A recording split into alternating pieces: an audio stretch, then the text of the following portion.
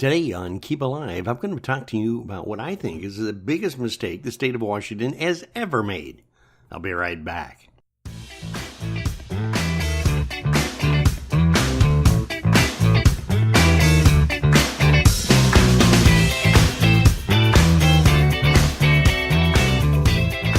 Welcome to the new sound of Keeba. Keeba Live is new for 2019. We brought some new music on, we've got some new interviews, and we've got a lot more. So stay tuned for the new Keeba Live.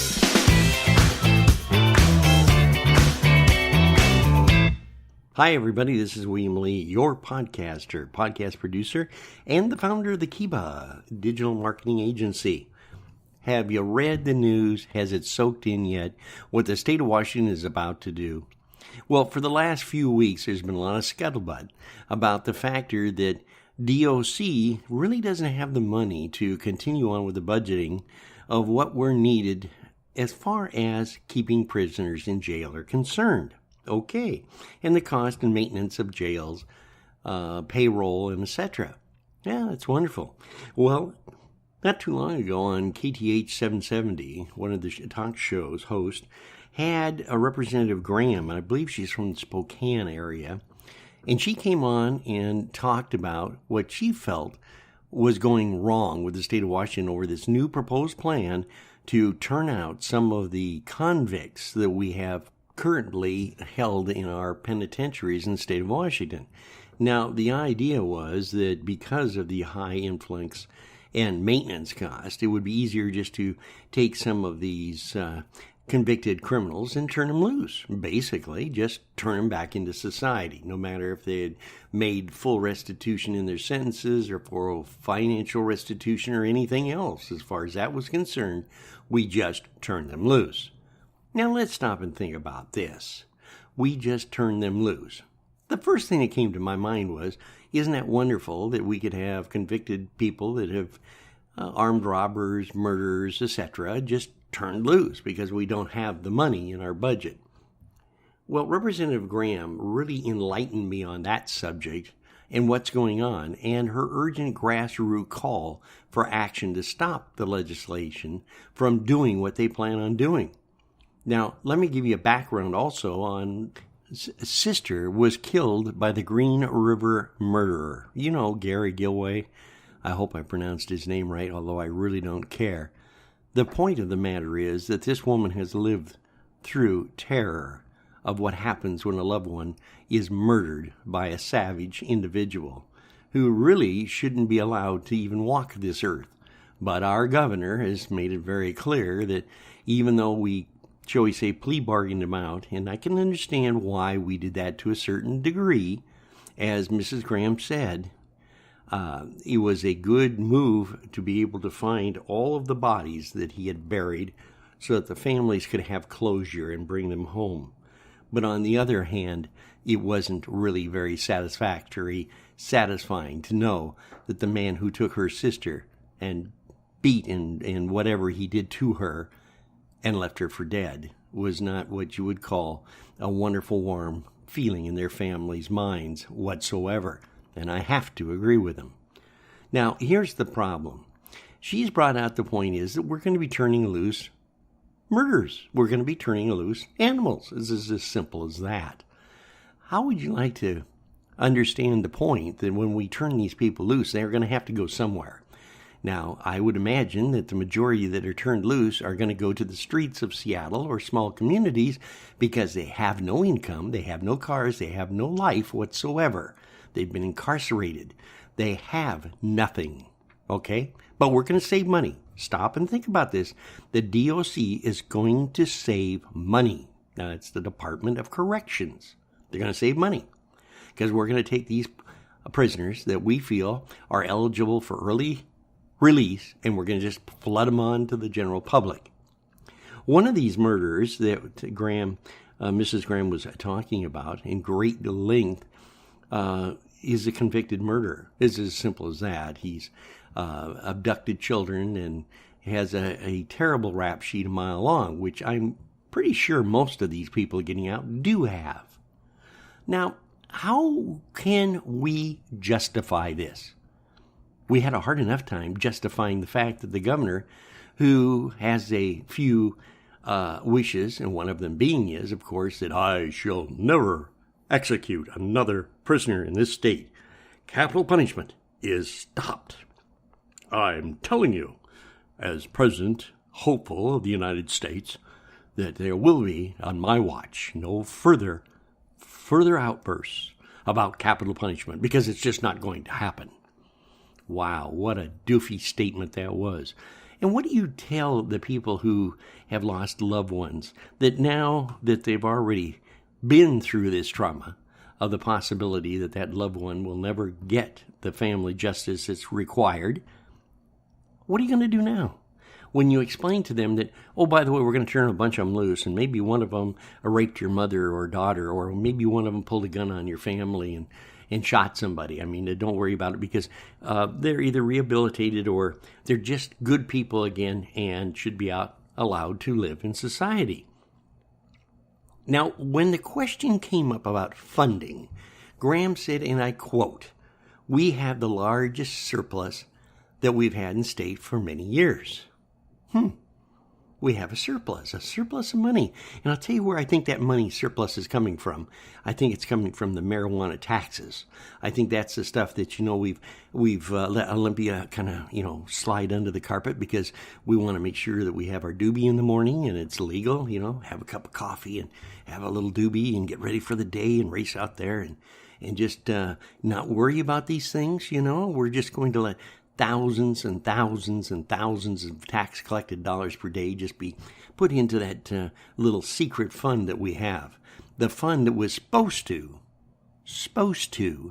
be used for state projects and for state needs to balance the said budget.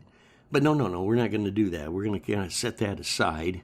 Don't tell the taxpayers anything about it, because, look, we already duped them into going for this pot thing.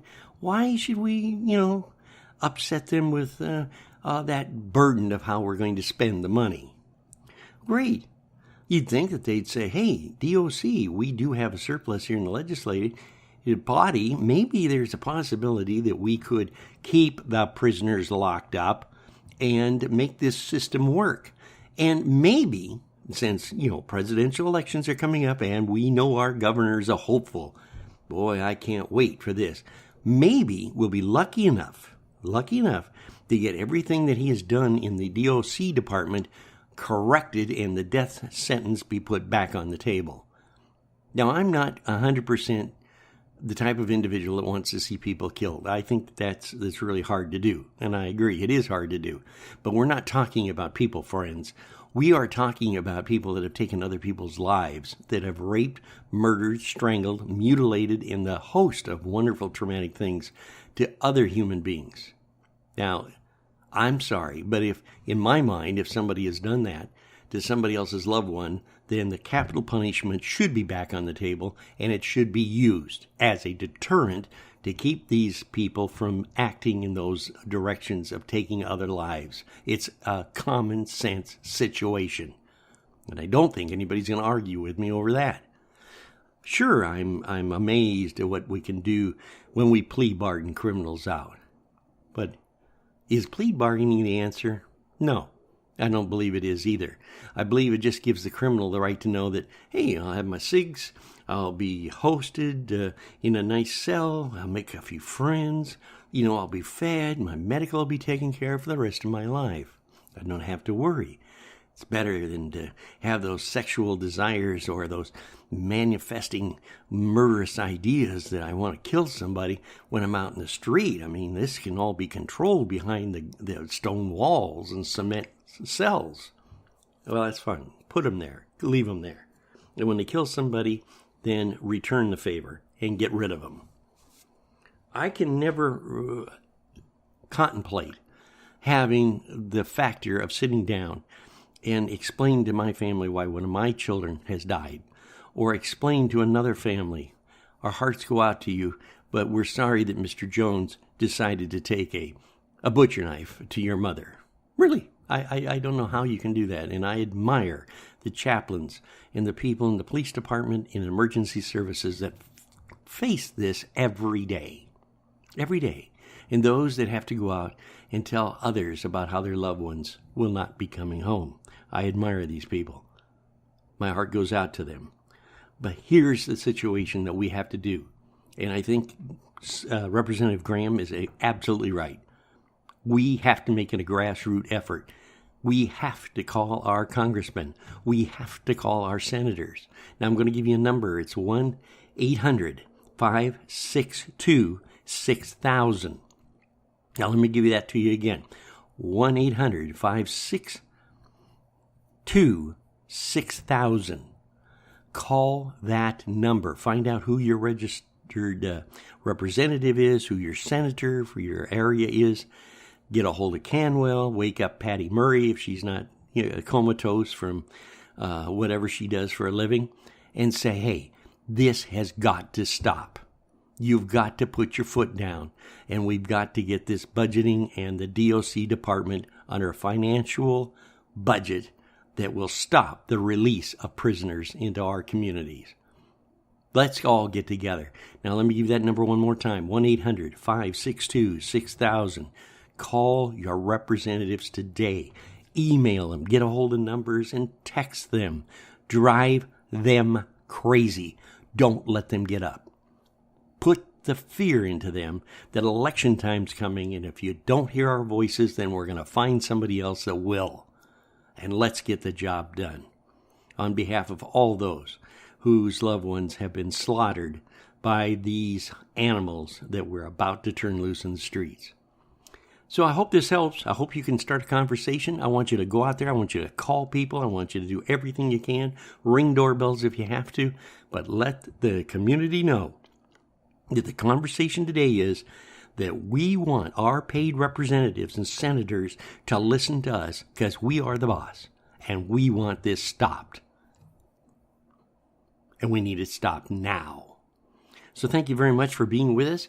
You can contact me at Keeba, that's K-E-E-B-A, agency, A-G-E-N-C-Y, at gmail.com. That's at gmail.com. Or come on up to our website, which is keepasmiling.com. That's K-E-E-B-A, smiling.com. We'll be excited to hear from you. If you agree with me, great. If you disagree and think I'm just bloviating, let me know. And if you have a chance or an opportunity that you'd like to be on the show, we are now starting to interview people for the show, and we would like to have you come out and express a little bit of your conversation with us so that we can have a better conversation with all of our listeners and look at both sides of the fence at the same time. So this is William Lee signing off. I'm going to go back, grab another cup of coffee, and just think about, well, how I can make positive conversation work for all of us in our community.